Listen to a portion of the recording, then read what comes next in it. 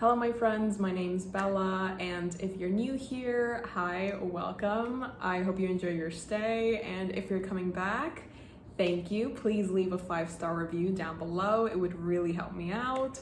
I am so happy that you're all here because I have so many things to talk to you guys about. I read 13 books in the month of August. What? No, did I just time travel? I meant to say I read 13 books in the month of July. Hi, thank you. I know the calendar, yes. I read 13 books. I watched 4 K-dramas and I actually spent quite a lot of time spiraling. So that's like this new little hobby that I picked up in this month, and I'm really proud because I feel like I learned so much about, you know, just spiraling. How are you guys doing? How is your reading month? Did you get to read any good books? Did you find any new favorites? Did you find terrible books? That also happens. It's happened to me quite a lot of times. I recently did a book unhaul of all of the books that have hurt me or that I have zero interest on. So if you haven't seen it yet, I will leave it up here. It's a good time. Let me show you a quick overview of all of the books that I read this month. As you can see, I did read quite a lot of manga this month. I actually finished reading Demon Slayer.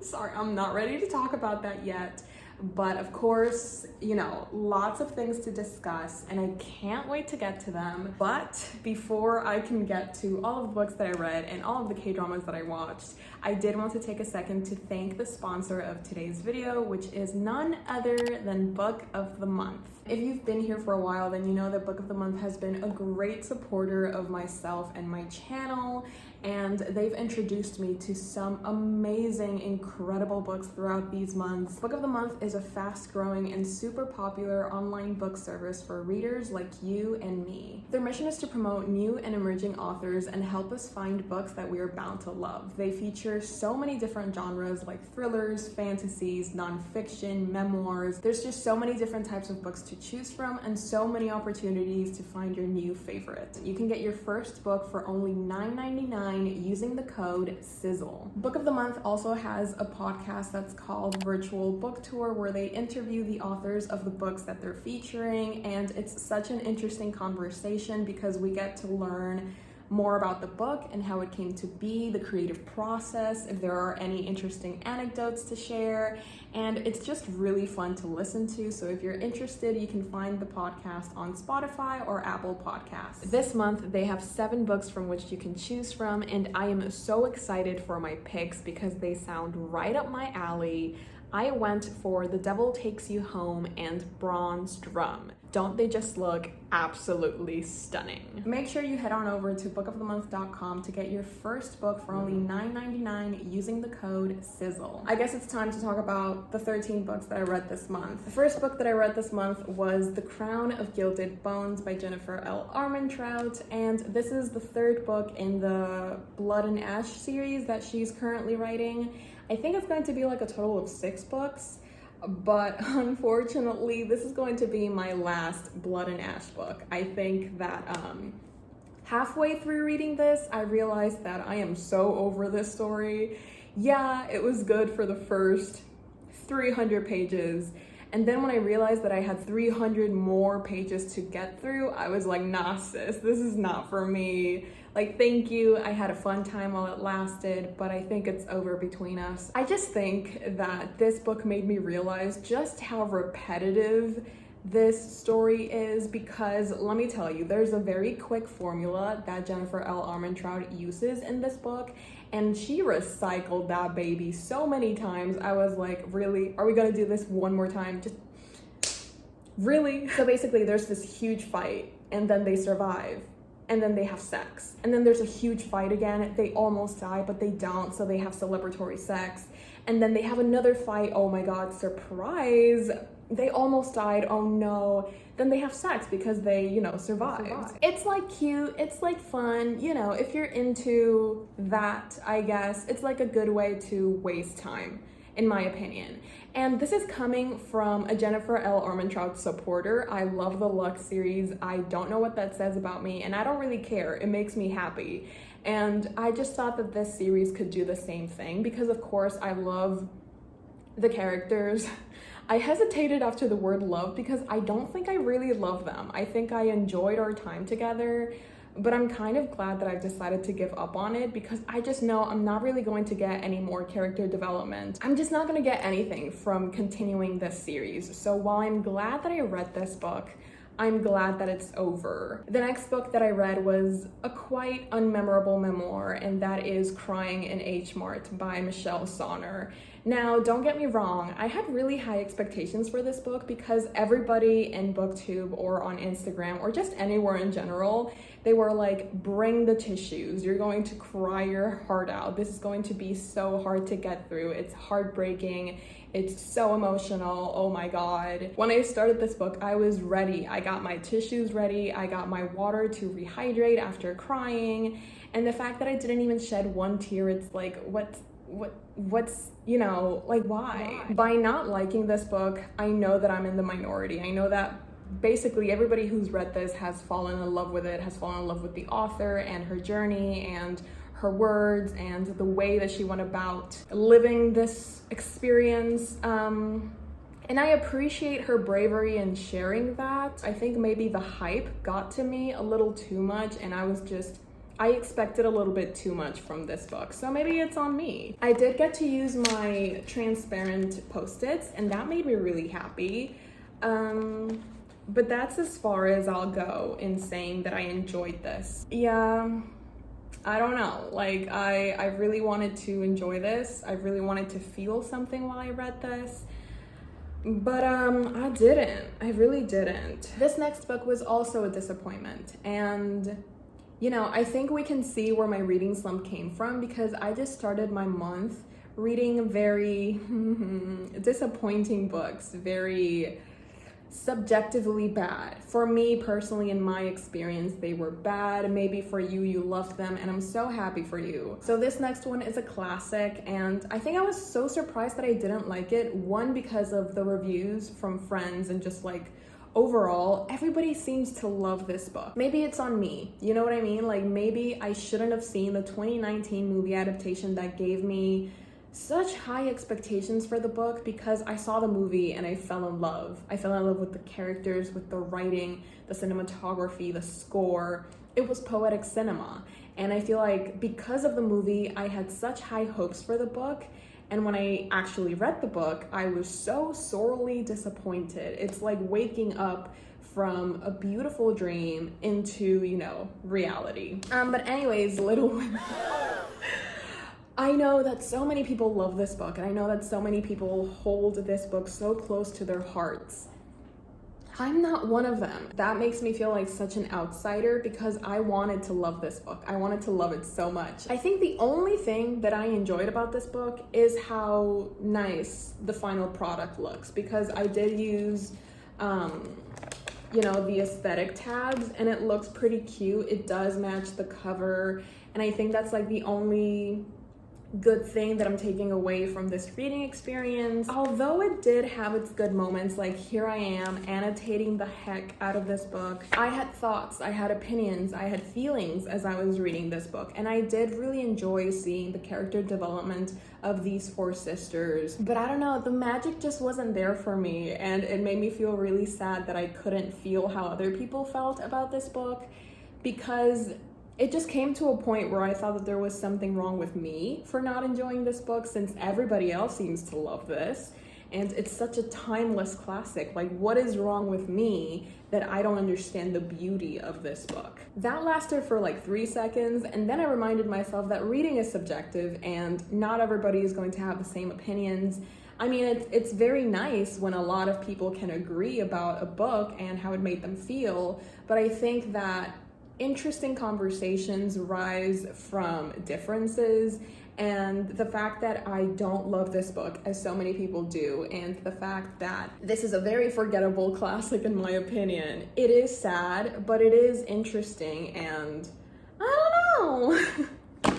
I don't know where I was going with that, but the thing is, I didn't like this. I don't like the lessons that the author tries to pass on as truth. Of course, it has to do with the time that this was written on and the fact that the author basically wrote this for money and she just let other people control the narrative of this story, which, you know, it is pretty sad, but it just doesn't make for a very enjoyable read because the author is constantly trying to shove these sexist rules down your throat. And of course, yeah, we have to take into consideration the time that it was written on, yada yada yada, but at the same time, I don't see why I should read this. I don't see why it's a timeless classic, and before everybody comes for me in the comments, I'm just gonna put this book down and move on. If you see me reading 0 books in August, those 3 books are the reason why. They kind of made me believe that books just aren't for me anymore.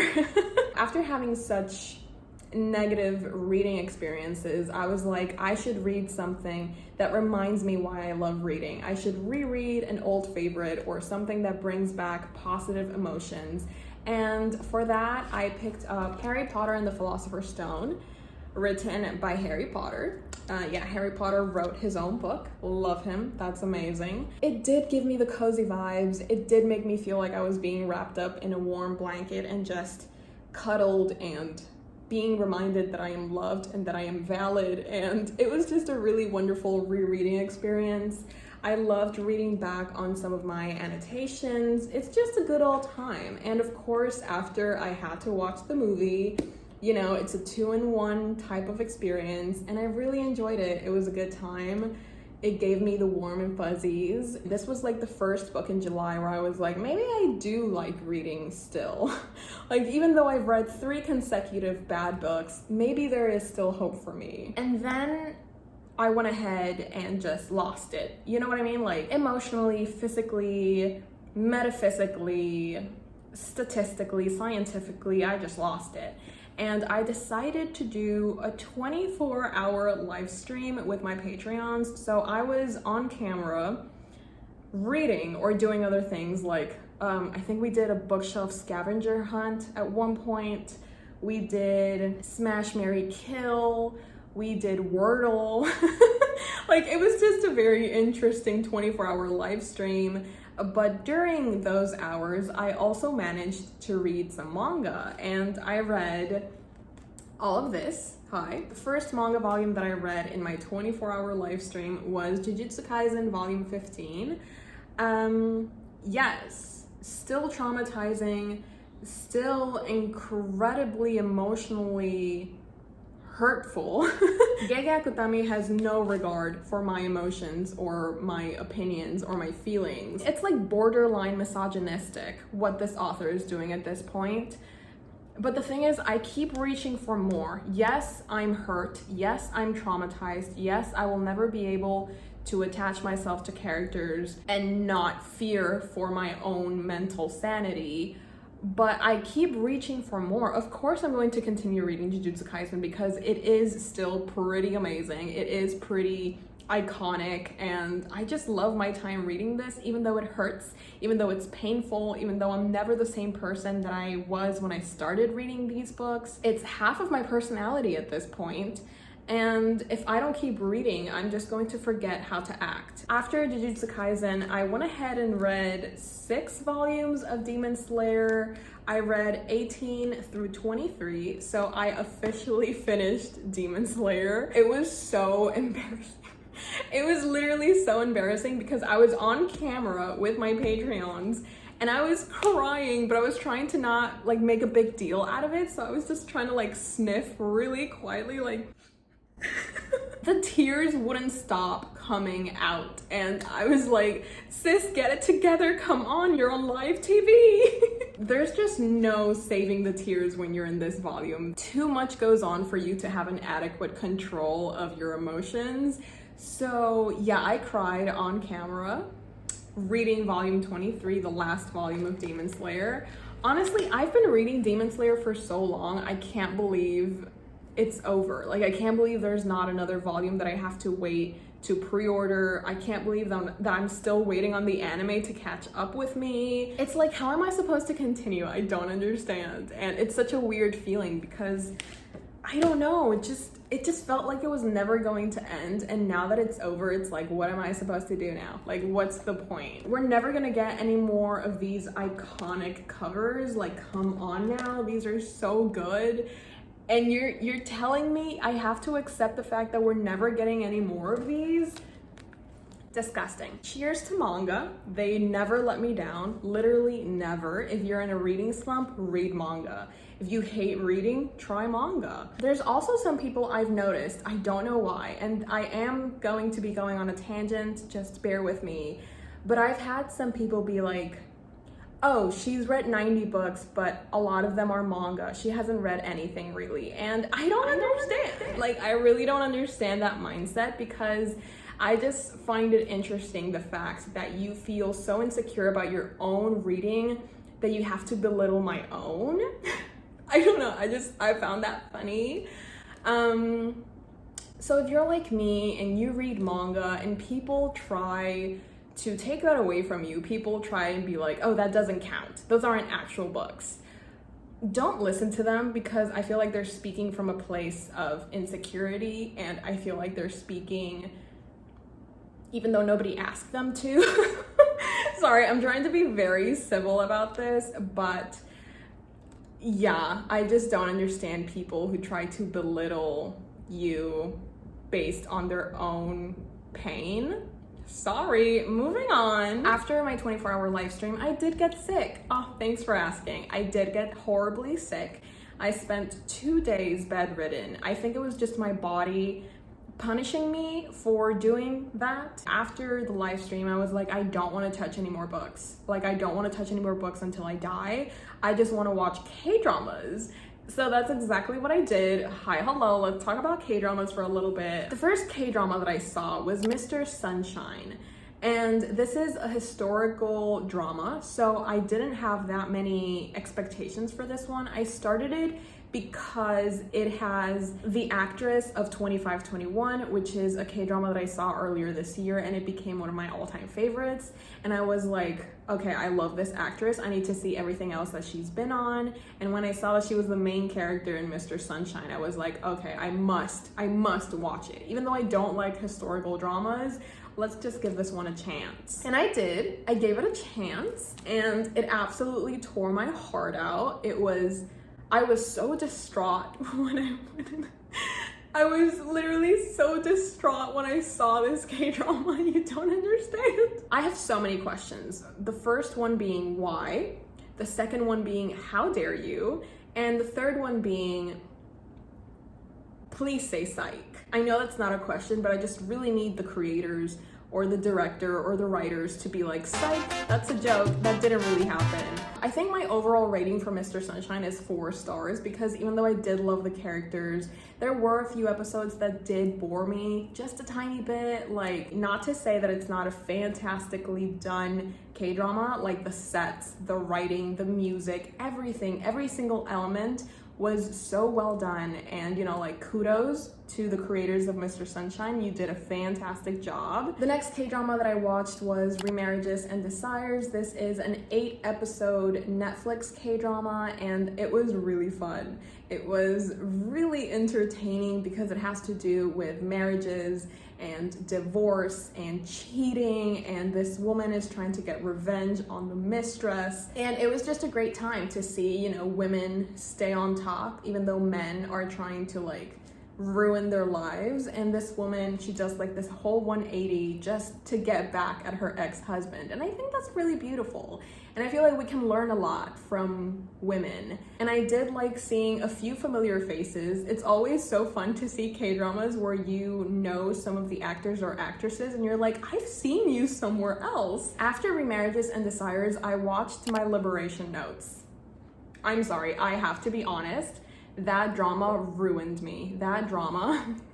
Like, it's very slow paced and not a lot happens. It's very much character based. But oh my god, if it's not one of the most emotionally intense dramas that I've seen. And it makes sense because after I finished my liberation notes, I was looking at who directed it or what other types of shows are similar to my liberation notes. And I found out that the same director that did my liberation notes is the one that did my Mister. Everything clicked suddenly because my Mister is a very slow-paced drama. It's also very much character-based, and it focuses more on the relationships between people and the struggles that we go through individually and just in the world in general. And when I was watching my liberation notes, it was very reminiscent of my Mister, and I loved my Mister. So even though it did take me like maybe 1 or 2 episodes to like fully appreciate my liberation notes, it was stunning. And I did cry because I related to the main character a little bit too much. I will say, like, she has a very hard life, and some of the emotions that she portrays and some of the feelings that she talks about hit so close to home. I was a mess. It was just an experience. It was a very hard-hitting experience, and what I wasn't getting from the books that I was reading that were supposed to be sad, like crying in H Mart, I got from my liberation notes. So here's the thing, I had a really good thing going. I was watching really good K-dramas one after the other, and then I watched Dali and the Cocky Prince. See, here's the thing. You know that thing I mentioned when it's so fun to see actors that you know from other dramas, when you meet them in these new dramas and you're like, oh my god, I know you. So that's what happened with Dali and the Cocky Prince. I saw an actor that I love. I was like, oh my god, King, I love you. I am sure that I'm going to love every single thing that you do. And, you know, with that mindset, I started this drama. And it's not that it's bad. You know what I mean? It's not bad. It's just very basic. And it is very, what's that word? When you can like tell what's going to happen. It's very predictable. Good job. I feel like it could be fun for someone who's only seen maybe 2 to 3 K-dramas in their whole entire life. But if you're like me, you're a K-drama veteran and you kind of know how things work or how things should work, you're not really going to enjoy this K-drama because there is little to no chemistry. The jokes aren't really there. It's kind of cringe, not gonna lie. Like, the secondhand embarrassment that I got watching this K-drama, it did have its good moments. They just weren't enough for me to like truly enjoy this drama and like attach myself to the characters. They tried, they really did try, just not hard enough. So yeah, on that sour note, I stopped watching K-dramas and I suddenly got this desire to pick up a romance book. And whenever I'm feeling particularly romancy, I go to my good old friend Mariana Zapata. My Mariana Zapata collection is slowly but surely growing and I've never been happier. The Wall of Winnipeg and Me is a sports romance. Here we go. Obviously, look at the cover, and it's based on American football. Our main character is called Vanessa, and she is the assistant to this really popular, this really famous American football player that's called Aiden. She does absolutely everything for him. She does his laundry, she cooks for him. She literally just controls his life, and she gets paid to do so. But she is not treated as a human. This man, Aiden, has horrible manners. He never says good morning, he never says thank you. It's just like this really toxic work environment. And one day Vanessa's had enough and she's like, you know what, I quit. She's trying to get her life back together. She's trying to get back to the things that truly make her happy. Until one day she comes back home and Aiden is sitting outside her door and he's like, please come back. I am begging you, please come back. I won't say there's fake marriage involved, but there's fake marriage involved. And you know, I'm a sucker for anything fake. What? That doesn't sound right. Anyways, I love fake dating trope, but this takes it to a whole other level. We've also got the grumpy sunshine trope. It's just like it's a really nice tropey romance book to lose yourself in. And lose myself, I did. I read, I want to say like 400 pages in one sitting because it was just so good. I will never understand what Mariana Zapata does to her books or what she puts into them, but I swear whenever I pick up a Mariana Zapata book, I just feel like I'm sucked into this time vortex. And suddenly I've read 400 pages when I could barely pick up a book. And it's just this really amazing, wonderful feeling. I had so much fun reading The Wall of Winnipeg and Me. This was just such a fun book to read. I'm sorry, like that's it. That's baseline. This was so fun to read. The tropes were so beautifully done. It also has the "who did this to you" trope, and that's like, I recently found out that that's like my kryptonite. So yeah, if you guys know of any other books that have that trope of "who did this to you," please let me know in the comments below. Help a girl out. I would really appreciate that. The last book that I read in the month of July was actually my Patreon buddy read of the month, and that was Vicious by V.E. Schwab. If you've been in this channel for a while, you're no stranger to this book. I've read Vicious 3 times.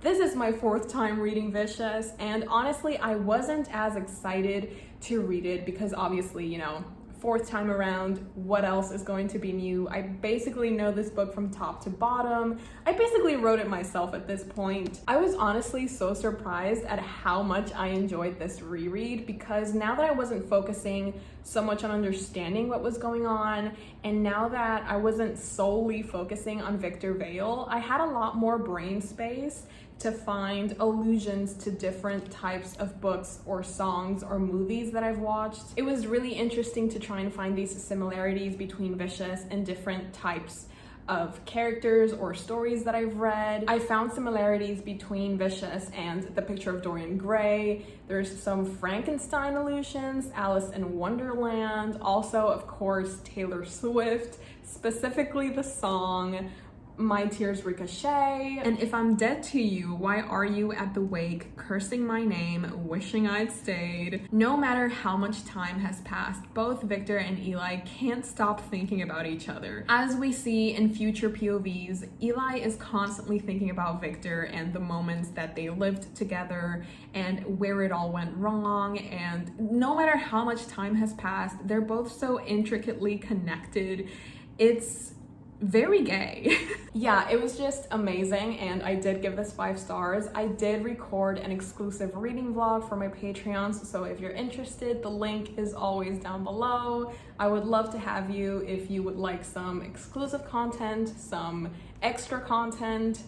It's there. These are all the books that I read in the month of July. Again, I read a total of 13 books, and you know, the start of the month wasn't that great, but it definitely got a lot better the more that I read. I'm missing a book. Where is Harry Potter? These are all the books that I read in the month of July. As we can see, we didn't have a good start to the month sans Harry Potter, but the more that I read, the better books that I got to experience. So maybe the main takeaway from this wrap up is that you should never give up. Never give up. Except when you have to. If you have to give up, do so. Don't be ashamed. Let me know how your reading month went. Did you read any good books? Did you find any new favorites? Did you read any disappointing books? It's okay. I've been there. Yeah, let me know in the comments below how your reading month went. I always love hearing from you guys. It's honestly the highlight of every video that I make, is just getting to talk to you guys in the comments below. If you're still here, leave this emoji in the comments below so that I know that you're a true simper and that you stayed all the way until the end. I hope you guys enjoyed. Thank you so much for wanting to spend some time with me. And I love you all so very much. I hope you have a wonderful August, and I will see you next time. Bye. Hey Jimmy, you nice. Keep going.